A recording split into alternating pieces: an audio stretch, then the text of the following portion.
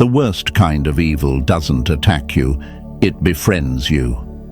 Marcus Aurelius. They smile, they nod, they show up exactly how you needed them to be, but deep down, something feels off. My friends, let me tell you something. It's not paranoia. It's your soul whispering the truth before your mind catches up. In a world full of masks, what's more dangerous than the enemy you see is the one you don't.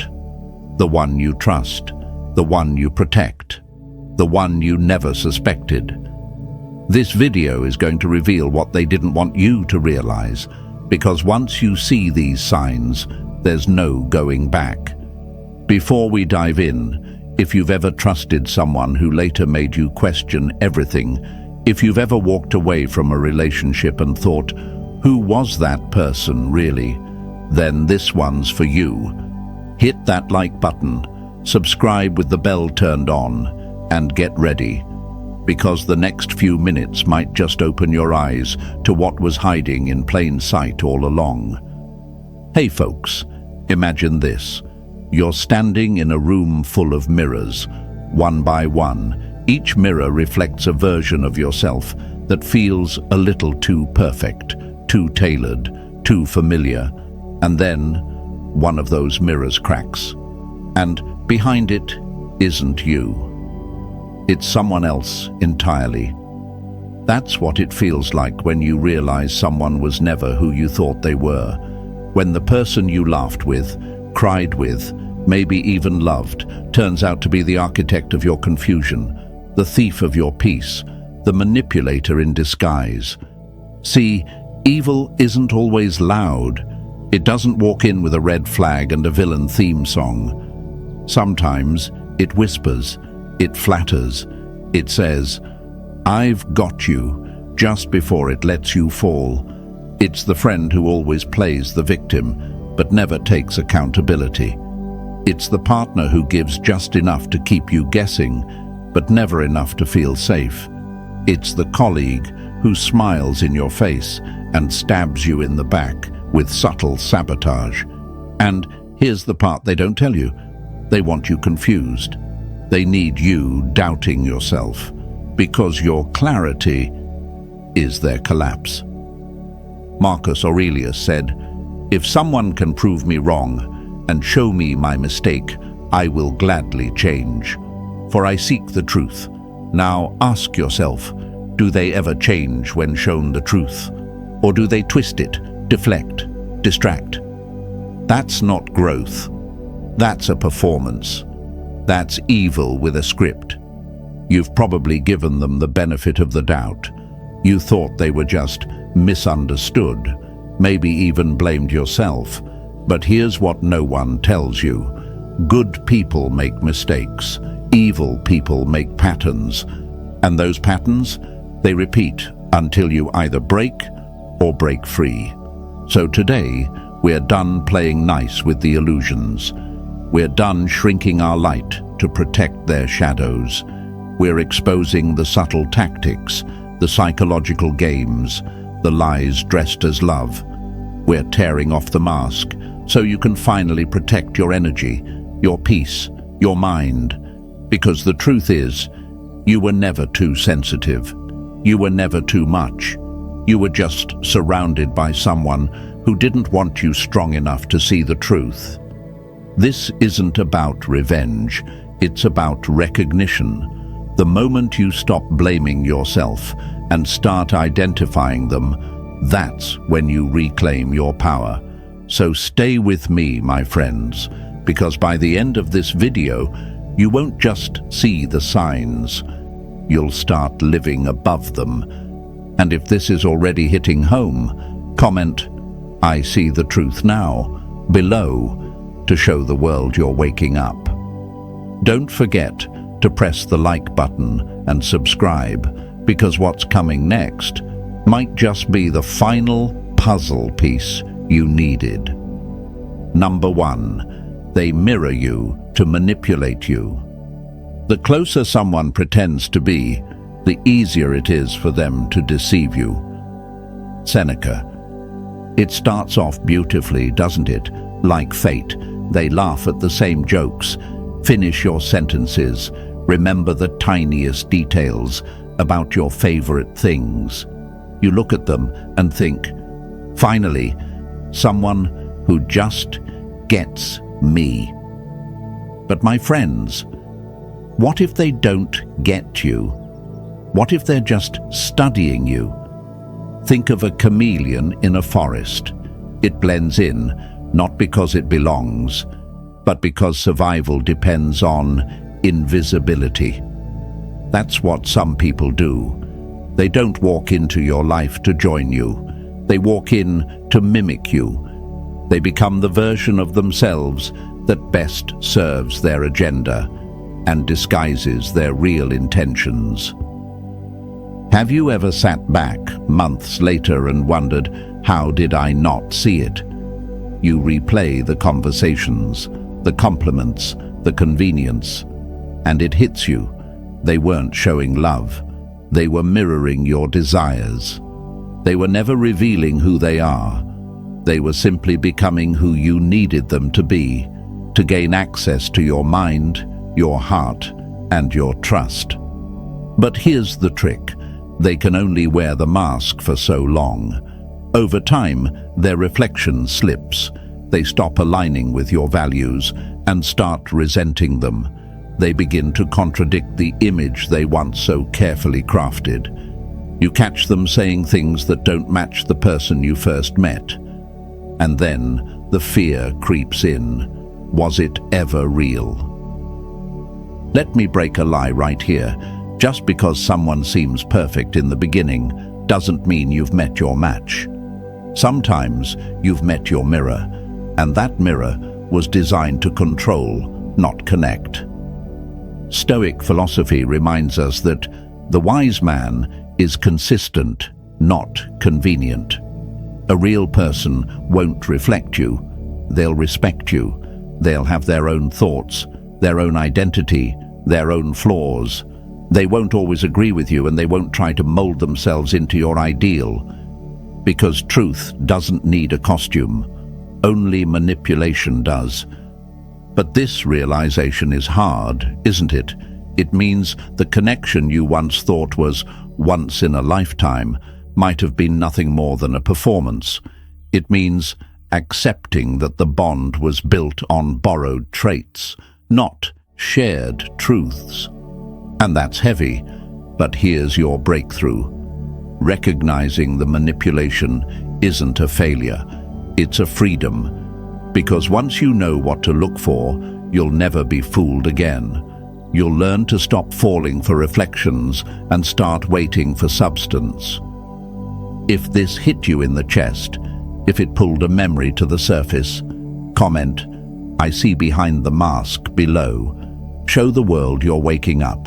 Show yourself you're done with the illusions. And stay with me, because the next sign we're about to uncover, it'll make you question why their words always sounded so sweet, but left your spirit exhausted. Number 2, their words are sugar, but their energy is poison. Don't listen to what they say, watch what they do. The truth lives in patterns, not promises. Marcus Aurelius.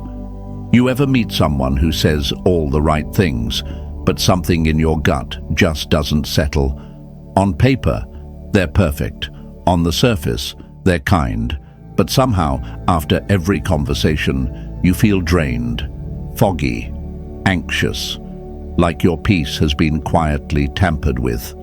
That, my friends, is the power of weaponized words paired with poisonous energy. See, not every liar tells lies with their mouth. Some of them tell it with their vibe, with that eerie feeling that lingers long after they leave the room. Their voice soothes you, but your instincts scream. They compliment you, but you feel smaller. They say they care, but your soul tightens every time they speak. Why? Because their energy doesn't match their language. And when those two don't align, that's not miscommunication. It's manipulation.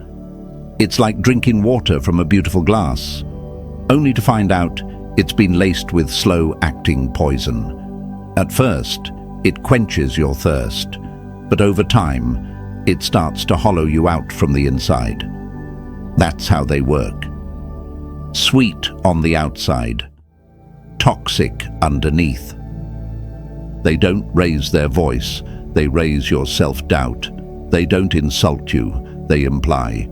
Little jabs masked as jokes, backhanded compliments. I'm just trying to help. But you're left second-guessing your every move.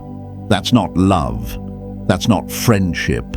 That's control dressed in concern. And here's what keeps people stuck: the confusion. You ask yourself, maybe I'm overthinking. They didn't say anything wrong.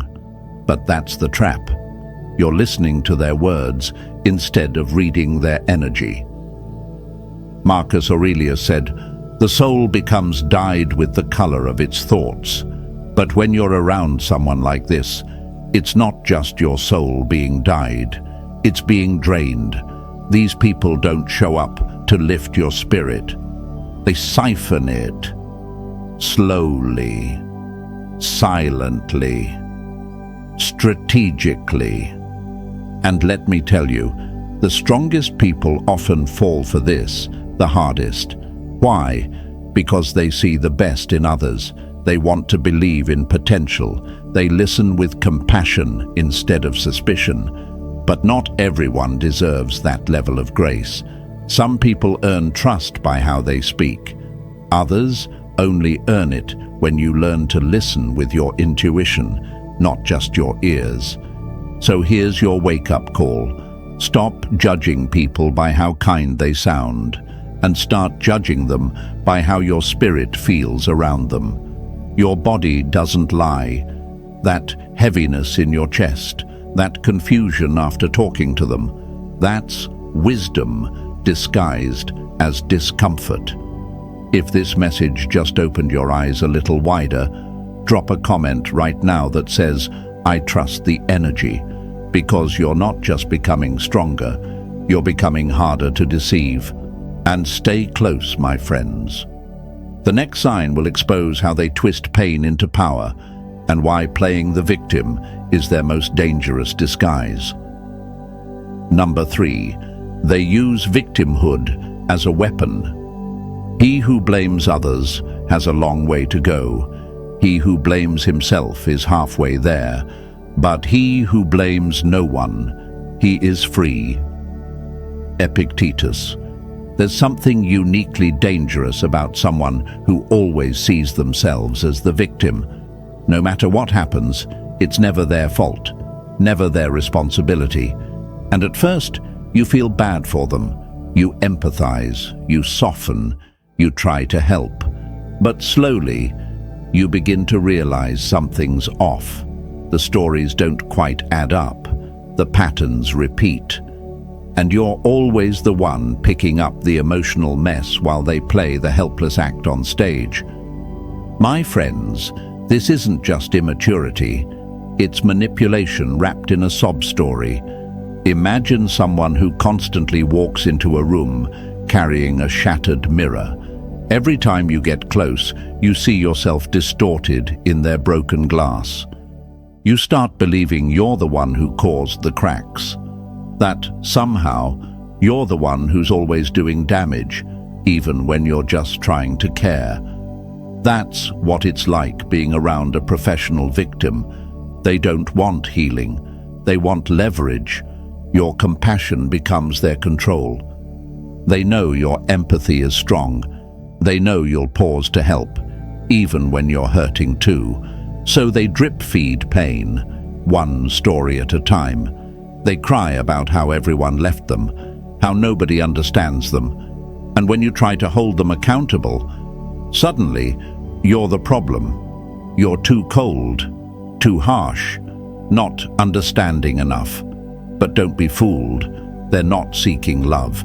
They're seeking power through pity. And here's the trap. They don't need to raise their voice to control the narrative. All they need to do is lower their tone, soften their eyes, and twist the truth just enough to make you second-guess yourself. They'll remind you of their trauma every time you set a boundary. They'll weaponize their past to avoid taking responsibility in the present. And they'll paint you as the villain the moment you stop playing the savior. Seneca once wrote, "It is not the man who has too little, but the man who craves more that is poor." These people don't just crave attention, they demand it, constantly. And when they don't get it, the victim mask slips, and the bitterness underneath is revealed. But let's be clear, there is a difference between someone who's hurting and someone who's hunting. The first wants healing, the second wants control. Stoic philosophy teaches us that true growth comes from owning your story, not selling it for sympathy. So the next time someone always plays the victim but never takes ownership, pause and ask, are they sharing to connect or manipulating to control? If this just made someone in your life come to mind, drop a comment right now that says, "I see the pattern." Show yourself you're no longer falling for the script. You're seeing the story for what it really is. And stay tuned, because in the next part, we're about to uncover how isolation is not always about protection. Sometimes it's control in disguise. Number 4, they isolate you, then call it love. To be noble, your relationship must never cost you your freedom. Marcus Aurelius.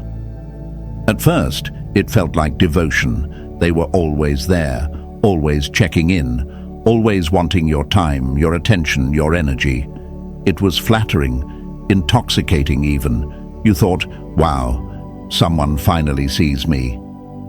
But my friends, that wasn't love. That was the start of the trap.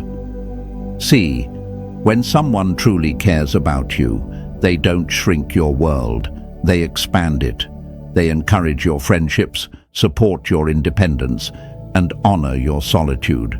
But manipulators, they do the opposite. They make your world smaller, quietly, methodically, until the only voice you hear is theirs. It begins subtly. They make little comments like, "Your friends don't really get you like I do," or "Your family never really supported you anyway."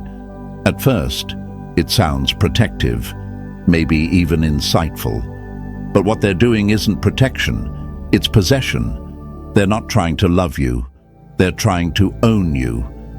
Imagine a bird in a cage made of gold. It looks luxurious from the outside, comfortable, safe, but it's still a cage. And over time, the bird forgets how to fly. That's what emotional isolation feels like. You don't even realize you're trapped until your wings no longer work. They'll convince you to turn away from the people who've always been there. They'll make you question the intentions of the ones who love you. And eventually, they become the only source of comfort and chaos in your life. That's the game. Create dependence. Remove support. Control the outcome. But here's the twisted part. They'll praise you for it. They'll say, "You've changed. You're not like everyone else." They'll make your disconnection from the world seem like transformation. But it's not growth, it's grooming. Seneca said, "Associate with people who are likely to improve you." Now let's flip that.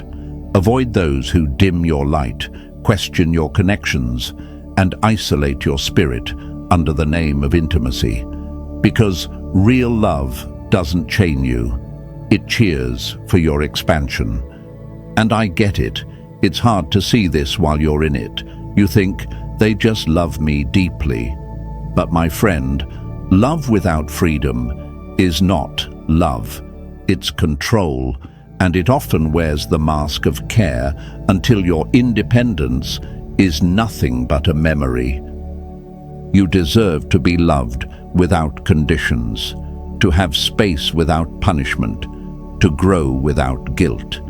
The people who truly love you won't fear your freedom, they'll fuel it. If you felt this slow isolation disguised as affection, comment, "Freedom is love," right now. Show the world you're waking up. Show yourself that your wings still work. And stay right here, because the next sign we uncover, it's going to expose how some people don't want connection. They want control through keeping score. Number 5. They keep score, not connection. True love gives without remembering. Toxic love takes and never forgets. Seneca. You thought you were building something real, something that flowed naturally, effortlessly, freely. But somewhere along the way, the air changed. Suddenly, everything you did was being measured, every mistake remembered, every disagreement logged. My friends, that's not connection. That's a contract you never signed. At first, they seemed generous, helpful, willing to go the extra mile. But then came the reminders, subtle jabs like, "After everything I've done for you," or "Don't forget who was there when no one else was." What felt like love now sounds like debt. What was once kindness now feels like a ledger. And trust me, if someone keeps receipts in a relationship, it's because they plan to cash in later. It's like playing a game of emotional poker, but you never knew you were in a game to begin with. You thought it was love. They thought it was leverage. Every apology you gave counted. Every favor they did counted.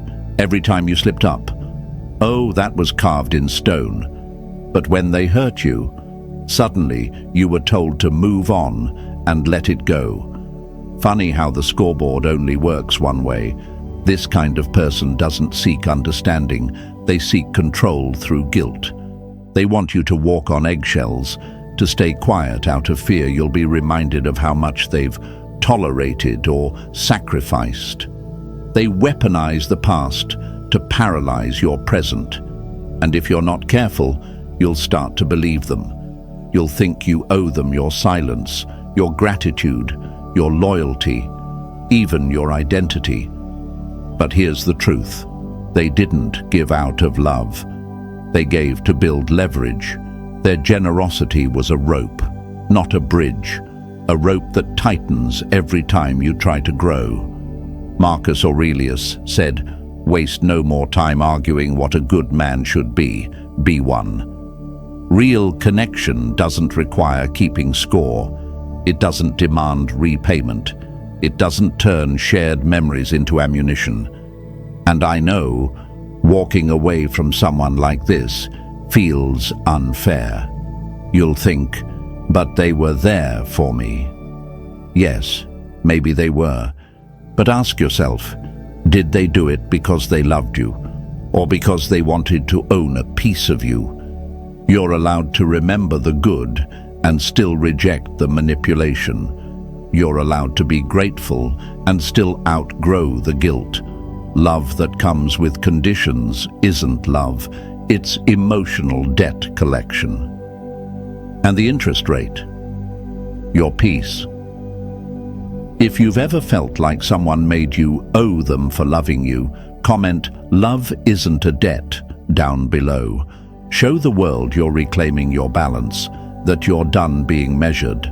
And don't go anywhere, because up next, we're going to break down how fake apologies become real control, and why saying, "I'm sorry," means nothing without change. Number 6. They apologize, but never change. A false apology is the art of quiet manipulation. Epictetus, you've heard the words, over and over again, "I'm sorry. I didn't mean it. It won't happen again." And for a moment, you believe them, because you want to. because your heart still hopes. But my friends, the most dangerous apology isn't the one that never comes. It's the one that keeps coming without change. At first, the regret seems real. They might even cry. They look ashamed. Maybe they even get poetic about how they're working on themselves. But then the cycle repeats. Same mistake, same reaction, same empty promise. It's like putting a bandage on a wound they keep reopening, then blaming you when it doesn't heal fast enough. Let me paint it for you. Imagine standing in a storm where someone keeps knocking over your shelter, and every time you rebuild it, they say sorry, sweetly, convincingly, and yet they knock it over again, over and over, until eventually you stop rebuilding. That's what emotional manipulation through fake apologies looks like. It wears you down, not with force, but with repetition. They don't apologize to heal. They apologize to reset, to delay consequences, to keep you hooked in the loop of maybe next time. But next time never comes, does it? That apology was a pause button, not a turning point. A performance, not a transformation. Marcus Aurelius said, "The soul becomes dyed with the color of its thoughts." And when someone constantly apologizes without growth, it's not because they're learning, it's because they've dyed their soul in manipulation and learned how to act remorseful without ever becoming accountable. But here's the lie people often swallow. At least they're trying. No, they're not. Trying involves change, effort, action, patterns broken, cycles ended. Words without change are just noise. And if someone keeps making you feel like a villain for not accepting their recycled apologies, that's not love. It's emotional blackmail wrapped in guilt. You're not heartless for wanting consistency. You're not cruel for requiring change. You're not too much for refusing to settle for a version of them that only exists when they're in trouble. You deserve someone who doesn't perform their apology. You deserve someone who proves it through behavior. Real change doesn't beg for one more chance. It earns it, quietly, daily, through action, not promises. And if you're stuck in a relationship where the words are sweet, but the cycles are sour, it's time to ask yourself, are you hearing an apology or just pressing replay? If this struck a chord deep in your chest, comment, "No more replay" below. Show the world you're done being pacified by promises. Show yourself that your heart deserves truth over theatrics. And don't go anywhere, because what's coming next reveals how they use your story, your secrets, even your soul. Not to love you, but to control you. Number 7. They study you to control you, not to love you. The greatest trick evil ever pulled was pretending it cared. Seneca. You thought it was connection. You thought, wow, no one has ever understood me like this before. They remembered everything. Your favorite childhood memory, the way you talk when you're nervous, that one painful story you only told once. And in the beginning, it felt magical, safe, special. But my friends, some people don't study you because they love you. They study you so they can own you. Imagine giving someone a map of your heart and later realizing they used it to set traps, not build a home. That's what it feels like when someone uses your vulnerability as ammunition. They pay attention, yes, but not for intimacy.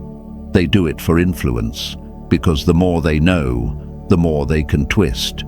And the more you open up, the more power they hold when the mask eventually slips. It starts off gentle. Maybe they finish your sentences. Maybe they say, I know what you're going to say before you even say it. It sounds romantic, but over time, you'll feel the shift. They stop using what they know to comfort you and start using it to correct you. They'll say, "You're only reacting this way because of your trust issues," or "You always sabotage good things, just like you used to." What once felt like deep understanding now feels like a trap built out of your own confession. This is how manipulators work. They don't dominate with force. They dominate with familiarity. They gather your fears, your traumas, your hopes, and then use them as tools to steer your decisions. They turn your openness into obligation, your pain into positioning, your trust into a leash. But remember what Marcus Aurelius said: "He who lives in harmony with himself lives in harmony with the universe." And you can't be in harmony if someone else is using your song sheet to conduct your emotions. Real love doesn't study you to gain control. It listens to you to create safety. There's a difference between someone who's present and someone who's predatory with patience. If they only show care when they need something, if they only bring up your past when you're pulling away, if their knowledge of you starts to feel like surveillance instead of support, that's not love. That's strategy. And here's why it's hard to accept. They do know you. They do remember the little things. But it's not about what they know. It's about how they use it. A knife in the hands of a chef nourishes. In the hands of a criminal, it destroys. If you've ever felt like someone learned your soul just to control your steps, comment, "My story is mine," below. Say it loud. Say it proud. You are not a project. You are not a puppet. Stay right here, because the next sign is even darker. They won't just use your strength against you. They'll convince you it was always your weakness. Number 8, they twist your strength into a flaw. What you do right, they'll call wrong when they fear what your strength reveals in them. Epictetus. At first, they praised you. They admired your independence. They loved your ambition, your honesty, your depth. You heard things like, "You're not like the others," and "I've never met anyone like you." But then it changed. Slowly, quietly, almost unnoticeably. The compliments became criticisms. The admiration turned into agitation. My friends, what once made you shine now made them squirm. Because your strength, it started to threaten the version of you they tried to control. Ever seen a sculptor chip away at a beautiful statue because it stood taller than they expected? That's what they do. They chip. Not all at once, bit by bit. They'll say, "You're too intense," when you speak your truth. "You're too sensitive," when you call out their behavior. "You're too independent," when you stop relying on them. They take the very traits that make you powerful and recast them as liabilities. Why? Because your growth exposes their stagnation. Your clarity reveals their confusion. Your boundaries feel like rejection to someone who only loved you when you were easier to manage. It's not that they suddenly dislike you, it's that they can't control you anymore. And that, to them, is unacceptable. They want you to doubt yourself, to shrink a little, to soften your edge. Not because it helps the relationship, but because it helps them feel less insecure. That's the real game. Undermine your strength until you start apologizing for it. And once you do, they've won. Because a strong person questioning themselves is easier to manipulate than a weak person trying to grow. But Marcus Aurelius said it best: "The opinion of 10,000 men is of no value if none of them know the truth about you." And the truth is this: you were never too much. You were simply surrounded by someone who was too small to handle your light. You weren't too emotional. You just had the courage to feel. You weren't too direct. You just refused to be silenced. You weren't too confident. You just finally stopped asking for permission to be whole. And I know, my friend, it's painful when someone turns your strengths into criticisms, when love becomes a slow erosion of your identity. But here's your reminder: the right people won't be intimidated by your power. They'll be inspired by it. They won't try to dim your light. They'll adjust their own so both can shine. If you've ever felt like you had to tone yourself down to keep the peace, comment, "My strength is sacred," below. Let them know you're done shrinking. Let yourself know that your power is not the problem. And stick with me, because in the next section, we're going to uncover what happens when you stop bending, stop explaining, and how their silence reveals everything they tried to hide. Number 9. They fear exposure more than losing you. The only thing a liar fears more than being abandoned is being seen. Seneca. Let's get real, my friends. Some people didn't stay close to you because they loved you. They stayed close because you hadn't yet figured them out. The moment you started asking deeper questions, the moment your intuition kicked in, the moment their patterns stopped working, that's when things got weird. The calls slowed, the affection vanished, and suddenly the person who once clung to you started pulling away. Why? Because exposure is their greatest fear. Not heartbreak, not distance. Exposure. These people can handle being disliked. They can even handle being left, but being seen for who they truly are. That's the death blow. That's what makes them spiral. Because once the curtain gets pulled back, once the mask slips, their control crumbles. And without control, they're just another fragile ego trying to dress itself up as the good one. Have you ever noticed how quickly they shift the moment you start waking up? The second you start seeing the patterns, the manipulation, the contradictions, they panic. They'll gaslight. They'll guilt trip. They'll suddenly flip the script. "You've changed," they'll say. "You're paranoid," they'll say. No, my friend, you're not paranoid. You're finally perceptive, and that terrifies them. It's like watching a magician get caught mid-trick. They don't get angry because the illusion didn't work. They get angry because you figured it out. And they know, once you see the trick, the magic is dead. Once you spot the manipulation, the spell breaks. Marcus Aurelius said, "If it is not right, do not do it. If it is not true, do not say it." But these people aren't guided by what's right or true. They're guided by what's convenient. And when the truth threatens their comfort, they'll do anything to keep it buried, even if it means losing you. But here's where it gets powerful. When you no longer fear losing them, they start fearing you. Not because you're dangerous, not because you're cruel, but because you now hold the one thing they can't fight against: clarity. You see them. You've connected the dots. And once you know the truth, you can't unknow it.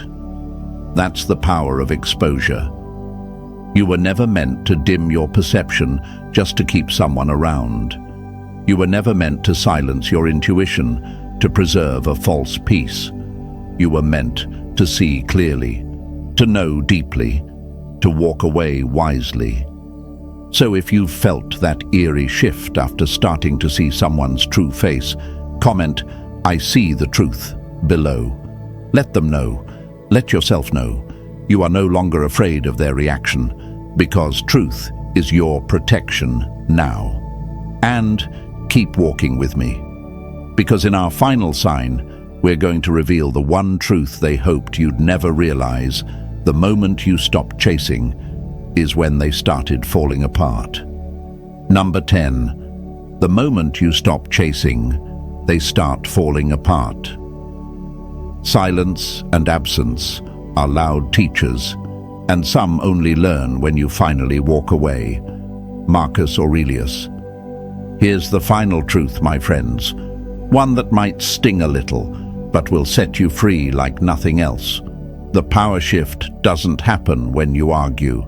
It doesn't happen when you explain, beg, or cry. The real shift? It happens the moment you go quiet. When you stop chasing, stop over-explaining, stop dancing to their emotional rhythm. That's when the game flips. That's when they start crumbling. Because here's what they never expected. You walking away with dignity. You choosing silence over chaos. You choosing yourself over the illusion they sold you. They were prepared for a reaction. They were counting on it. They had rehearsed their lines, sharpened their guilt trips, loaded their emotional weapons. But when you gave them nothing, just distance and peace, that's when they started to unravel. Think of it like this. They built a stage, cast themselves as the hero, and gave you the role of the confused, apologetic side character. But the moment you walked off that stage, the entire play fell apart. The audience disappeared. The script lost meaning, because you were the energy source, the light they fed off. And when that light disappeared, they were left in the dark, alone with their reflection. That's the secret they didn't want you to discover. You were never weak for caring. You were powerful for staying. You were loyal even when they were inconsistent. And when you stopped, it wasn't revenge, it was rebirth. But I get it. You thought your silence meant defeat, that walking away meant giving up, that distance meant loss. Let me break that lie for good. Your silence wasn't surrender. It was a statement, a declaration that said, I see you for what you are, and I choose peace anyway. Epictetus taught that freedom comes from mastering your response, not controlling the world. And you, by choosing silence, mastered something they never could: self-respect. And trust me, the moment you stop chasing, they don't just lose access to your time, they lose access to your spirit, your energy, your loyalty. And that's what they feel the most. They'll say you changed, that you gave up, that you never cared. But deep down, they know the truth. You cared so much, it exhausted you. And now that you've pulled your energy back, they're left with the mess they created, and no one to blame but themselves. So let's bring this full circle, my friends. The truth is, evil doesn't always show up with a warning. It hides behind charm, fake apologies, and twisted affection. But now, you see the signs, you feel the shift, and most importantly, you know you're not crazy. You were just caught in a game designed to confuse you. But that ends now. You've reclaimed your clarity, your power, and your voice. If this video opened your eyes, smash that like button, hit subscribe, and share this with someone who needs to hear it. And comment below, I choose truth. Let's grow together.